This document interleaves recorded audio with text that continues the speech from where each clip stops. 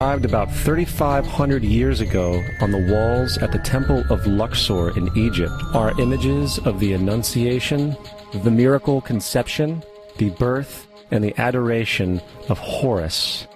The images begin with Thoth announcing to the Virgin Isis that she will conceive Horus, then Neph, the Holy Ghost, impregnating the Virgin, and then the virgin birth and the adoration. This is exactly the story of Jesus' miracle conception.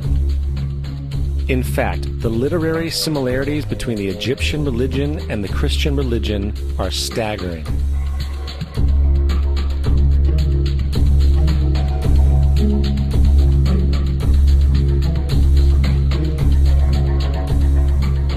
And the plagiarism is continuous. The story of Noah and Noah's Ark is taken directly from tradition. The concept of the Great Flood is ubiquitous throughout the ancient world, with over 200 cited claims in different periods and times. However, one need look no further for a pre-Christian source than the Epic of Gilgamesh, written in 2600 BC.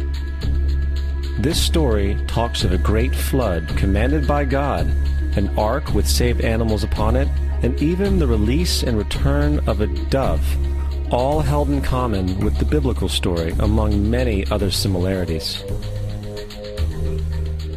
And then there is the plagiarized story of Moses. Upon Moses' birth, it is said that he was placed in a reed basket and set adrift in a river in order to avoid infanticide.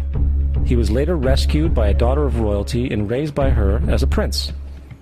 This baby in a basket story was lifted directly from the myth of Sargon of Akkad, of around 2250 BC. Sargon was born, placed in a reed basket in order to avoid infanticide, and set adrift in a river. He was in turn rescued and raised by Aki, a royal midwife. Furthermore, Moses is known as the lawgiver, the giver of the Ten Commandments, the Mosaic Law. However, the idea of a law being passed from God to a prophet up on a mountain is also a very old motif. Moses is just another lawgiver in a long line of lawgivers in mythological history. In India, Manu was the great lawgiver. In Crete, Minos ascended Mount Dicta, where Zeus gave him the sacred laws, while in Egypt there was Meses, who carried stone tablets and upon them the laws of God were written. Manu, Minos, Meses, Moses.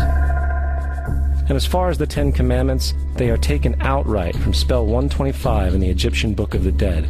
What the Book of the Dead phrased, "I have not stolen," became "Thou shalt not steal." "I have not killed," became "Thou shalt not kill." "I have not told lies," became "Thou shalt not bear false witness," and so forth. In fact, the Egyptian religion is likely the primary foundational basis for the Judeo-Christian theology. Baptism, afterlife, final judgment, virgin birth, death and resurrection, crucifixion, the Ark of the Covenant, circumcision, saviors, Holy Communion, Great Flood, Easter, Christmas, Passover, and many, many more are all attributes of Egyptian ideas long predating Christianity and Judaism.